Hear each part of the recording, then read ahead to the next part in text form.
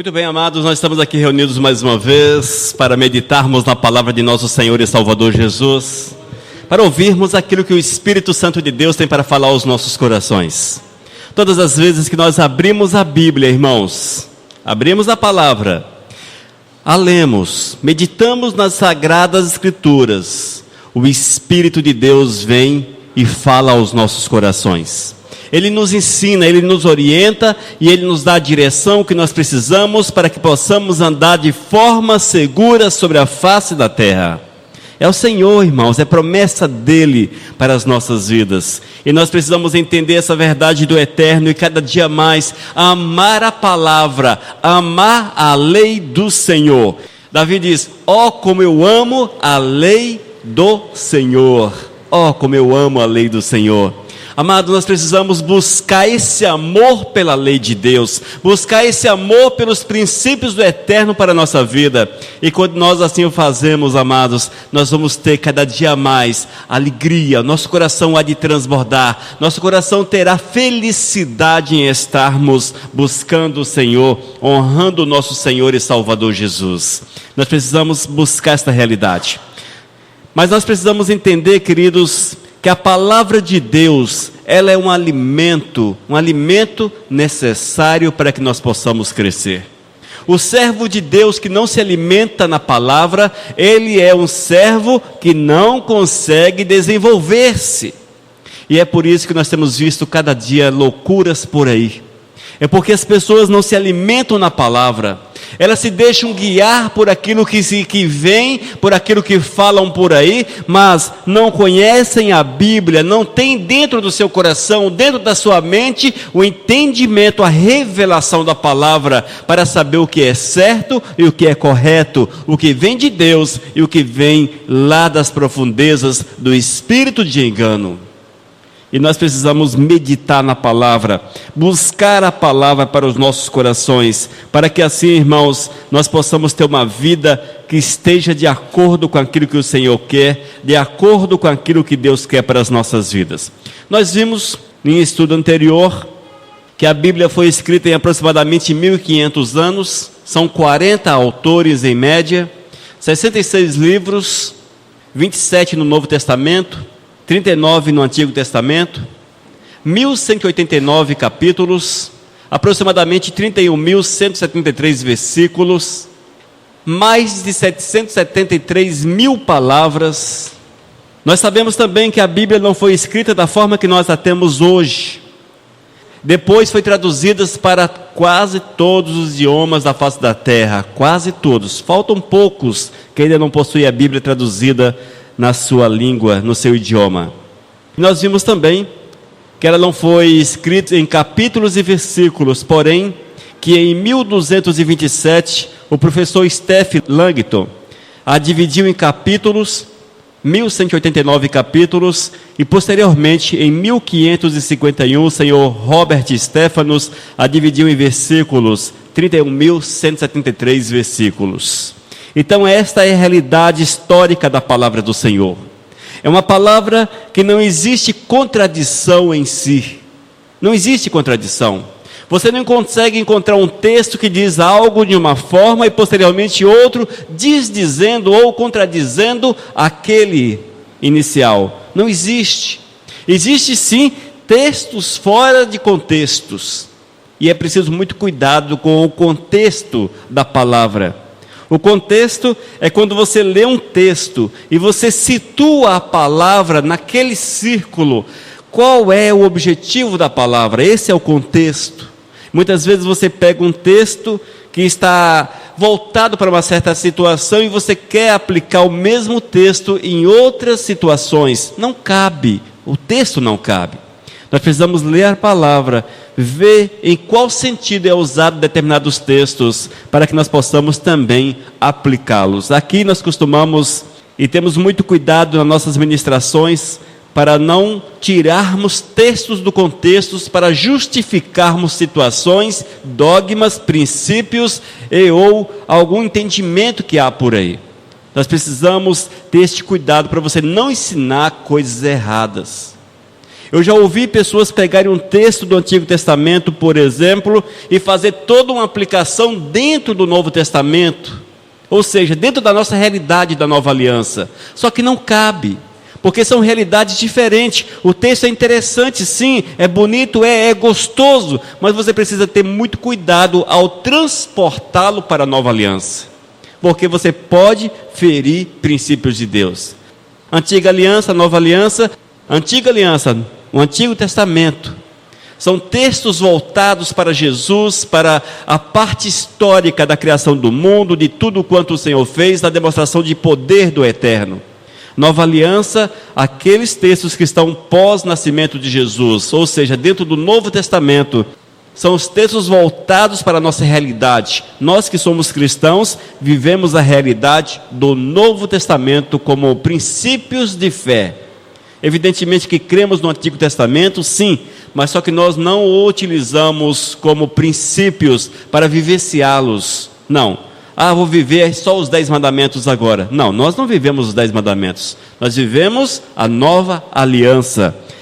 Os 10 mandamentos ficou no passado, ficou para o povo de Israel, e Cristo Jesus cumpriu-os e nos deu uma nova aliança para que nós pudéssemos viver a verdade de Deus de uma forma clara, de uma forma real. Nós precisamos entender esses detalhes, amados, para nós não tropeçarmos na palavra e falarmos aquilo que não está na palavra. É preciso muito cuidado com isso.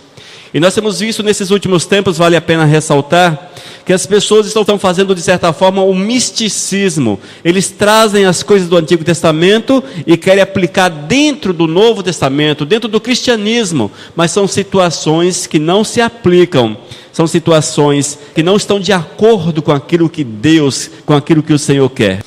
Mas uma coisa é certa, irmãos, nós precisamos meditar na palavra, conhecer a palavra e vivenciarmos as verdades que estão no Novo Testamento. As verdades do Novo Testamento é para colocarmos em prática, porque o maior mandamento é o amor. E para vivermos o amor, nós precisamos de Cristo Jesus transbordando dentro de nossos corações. A Bíblia com certeza é inspirada por Deus. 2 Timóteo capítulo 3, versículo 16 diz: toda a escritura é inspirada por Deus e útil para o ensino. Toda escritura é inspirada, soprada pelo Espírito Santo, inspirada, dada pelo Espírito Santo, inspirada. Homens movidos pelo Espírito Santo escreveram os textos que nós temos em mãos. Isso significa inspiração. É o Espírito Santo de Deus que capacitou as pessoas a lembrarem ou receberem a revelação da palavra e colocarem no papel para a honra e para a glória dele próprio. Vemos ainda, irmãos, que é o Espírito Santo que faz isso. 2 Pedro 1, versículo 21. Porque nunca, jamais, qualquer profecia foi dada por vontade humana. As profecias, quando reais, quando verdadeiras, elas procedem do Espírito Santo de Deus. E algo interessante, queridos, os dons, todos os dons, quem os tem, sabe que você pode falar em línguas dessa forma, baixinho assim, olha, bem baixinho. Você pode falar desse jeito. Ou você pode falar assim, oi, alto. É você que controla o som das línguas. A Bíblia diz que o profeta, ele tem condições de controlar. Muitas vezes nós vemos nas igrejas pessoas gritando em língua. Por quê? Porque querem aparecer. Mas, se quisessem viver a verdade de 1 Coríntios capítulo 14, veriam que não é desse jeito que está na palavra. E veriam que não é desta forma. E isso se aplica também a quem tem visão, a quem tem revelação. O profeta, ele tem controle. Vale ressaltar, irmãos, que a pessoa não fica possessa pelo Espírito Santo. Isso é interessante. O espírito maligno domina as faculdades mentais da pessoa. A pessoa não sabe o que está fazendo, está possessa. O bicho feio, está dominando. Quando o bicho sai, ela não sabe o que fez. Não sei o que foi que eu fiz.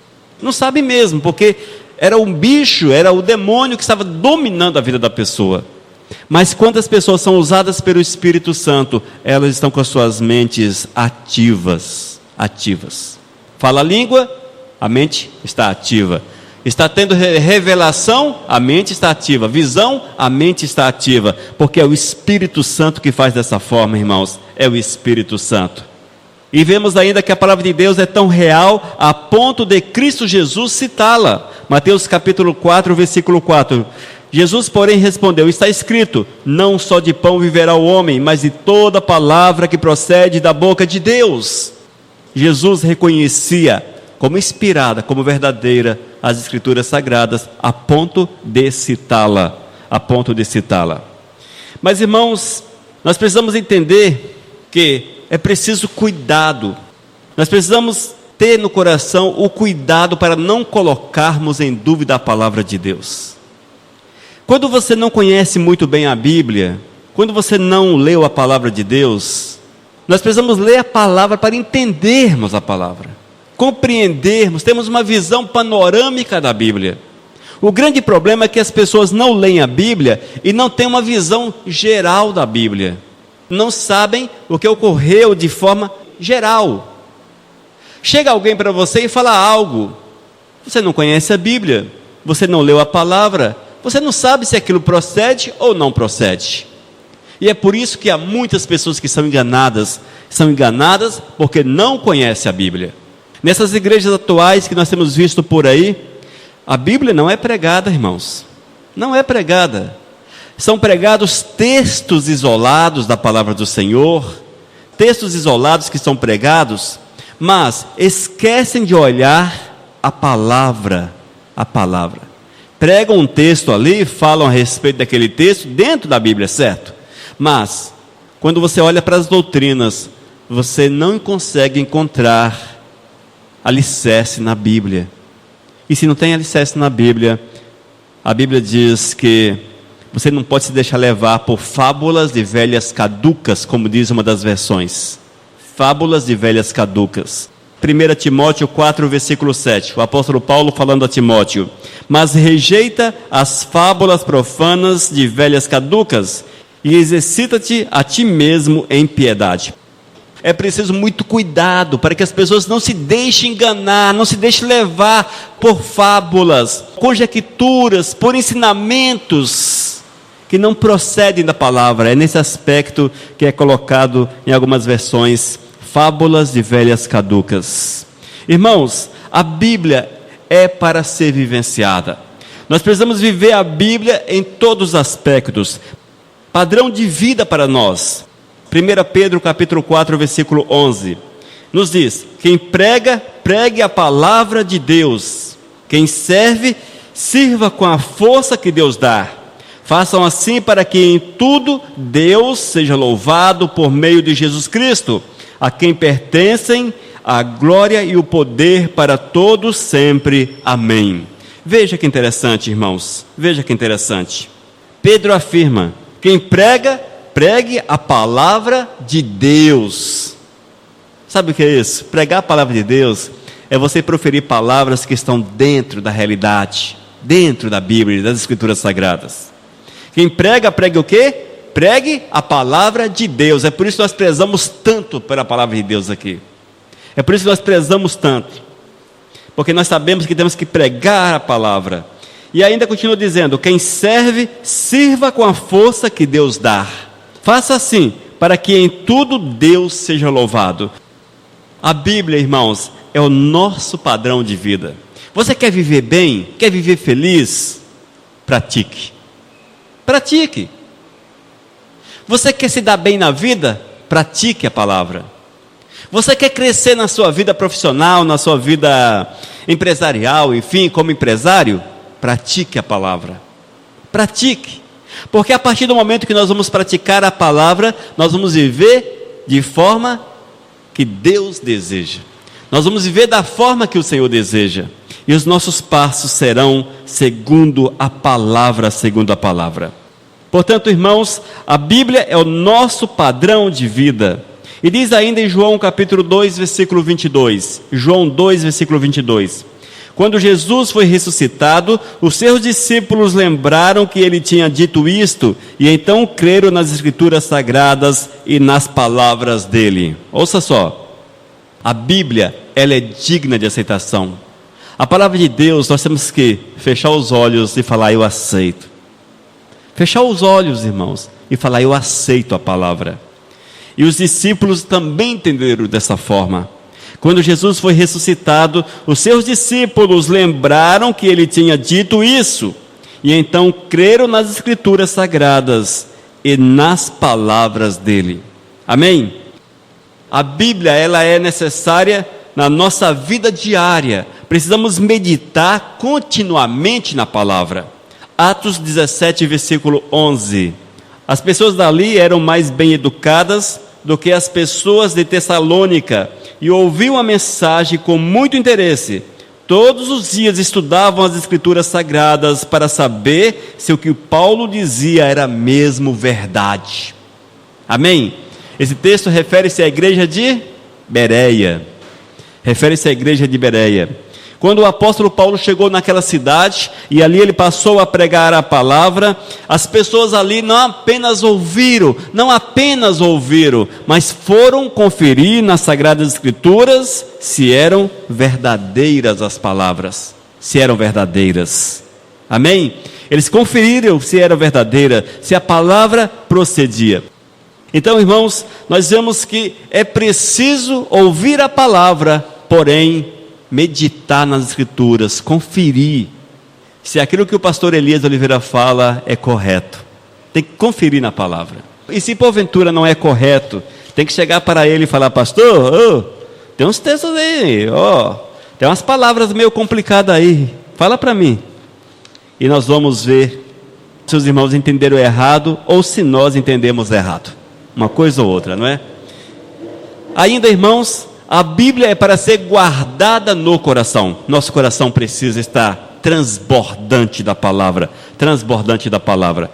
Deuteronômio capítulo 6, versículos 6 e 7. Ouça, um texto lá do Antigo Testamento. A orientação de Deus para o povo de Israel. Guarde sempre no coração as leis que eu lhes estou dando hoje. Olha só a recomendação. Que eles deviam guardar no coração a lei que estava sendo dada. Nós trazemos para nosso contexto de vida e falamos para a igreja: guarde no teu coração a lei que o Senhor te dá, a palavra de Deus.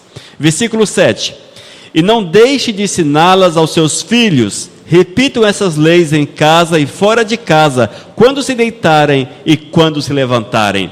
Esse aqui, irmãos, é o ensinamento que nós precisamos praticar: ensinar a palavra aos filhos. Nós precisamos ensinar a palavra aos filhos. Quando grande, não se desviarão dos caminhos do Senhor, se ensinados forem na palavra.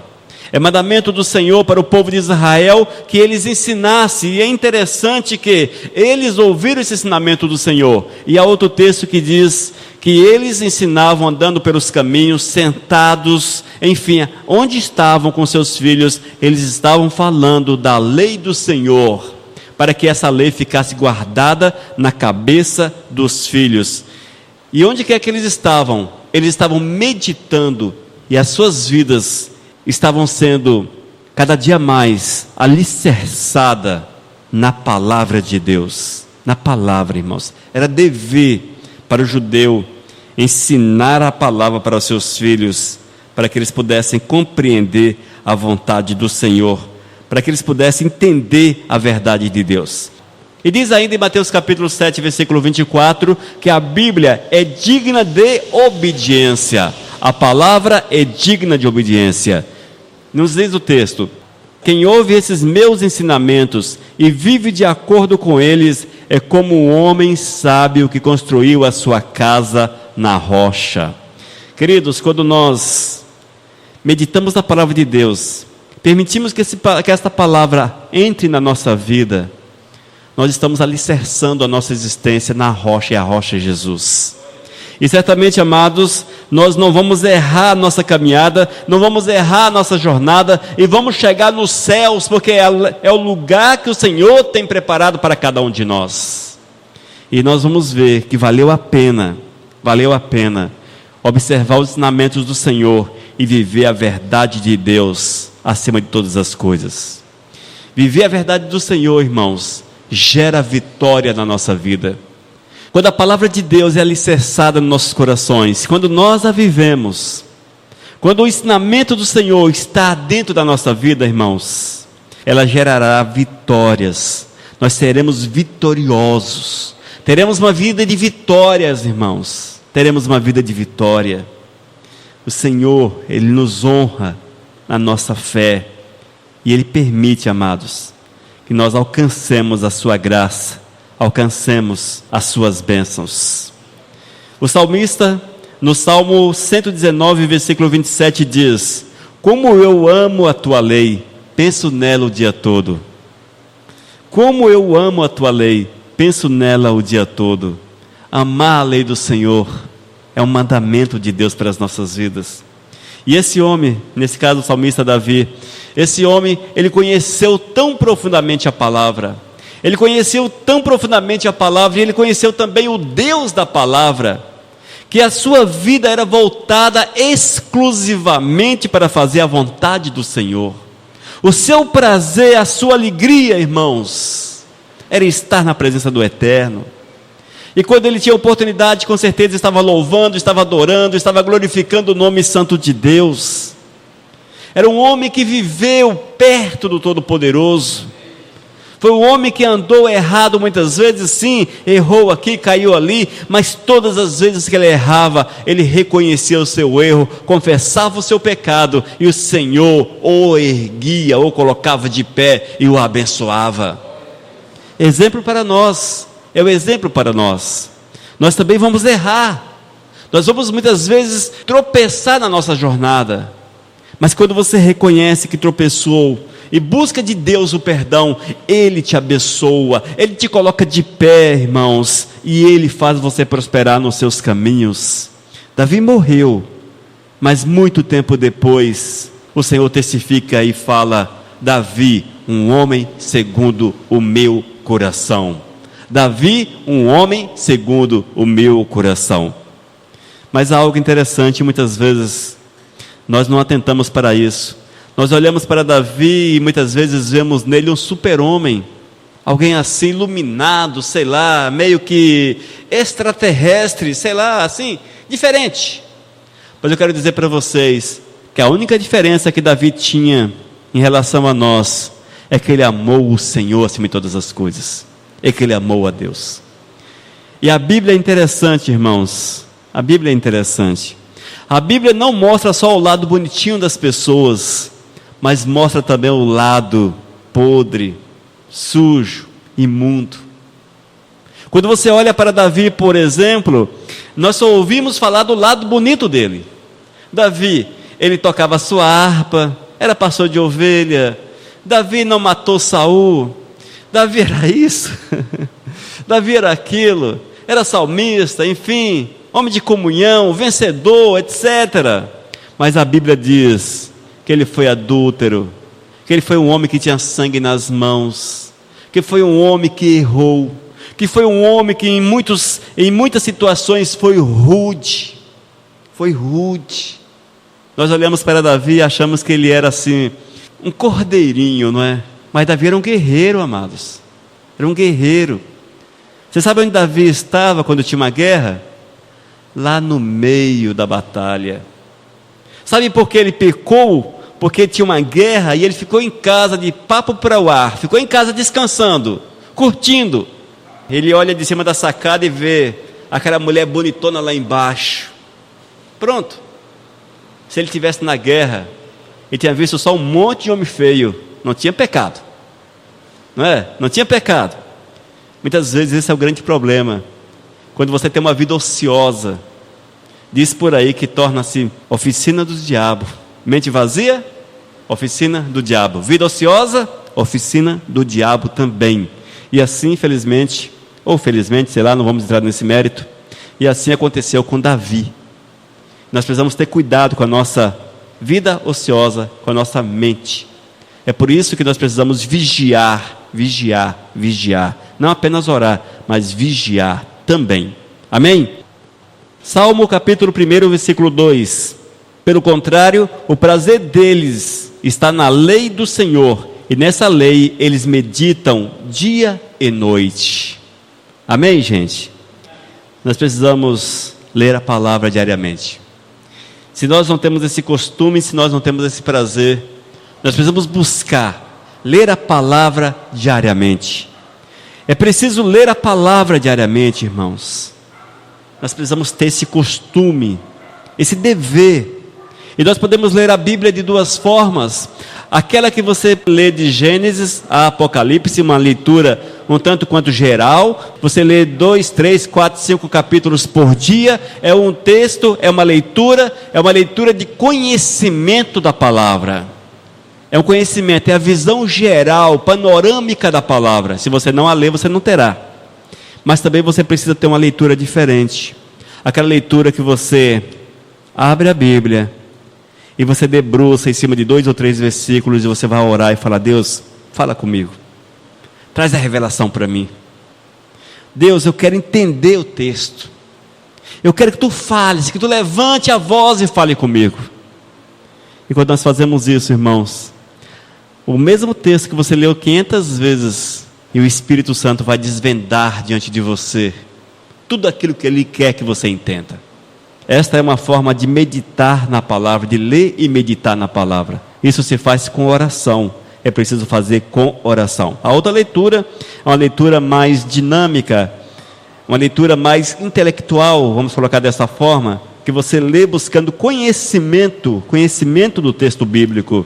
Mas esse parar e refletir na palavra e meditar na palavra é ouvir o Espírito Santo de Deus. Salmo 119, versículos 15 e 16. Estudo as tuas leis e examino os teus ensinamentos. As tuas leis são o meu prazer, não esqueço a tua palavra. Isso também precisa fazer parte da nossa vida, gente. Estudo as tuas leis e examino os teus ensinamentos. Parar e examinar, parar e deixar o Espírito falar. As tuas leis são o meu prazer, não esqueça a tua palavra. Aqui você precisa ler para conhecer, para não esquecer a palavra. Tem que ter dentro do coração. Ainda no Salmo 119, versículo 11. Guarda a tua palavra no meu coração, para não pecar contra ti. Guarda a palavra onde? No coração. Para quê? Para não pecar contra ti. Irmãos, muitos pecam porque não conhecem a palavra. Não sabem o que é certo e o que é errado. Mas quando você conhece a palavra, a tem dentro do coração, você não vai pecar contra o Senhor, porque você sabe o que é certo e o que é errado. Amém? Então nós precisamos guardar a palavra dentro do coração para não pecarmos contra o Senhor. E também no Salmo 119, versículo 42. Então saberei responder aos que me insultam, pois eu confio na tua palavra.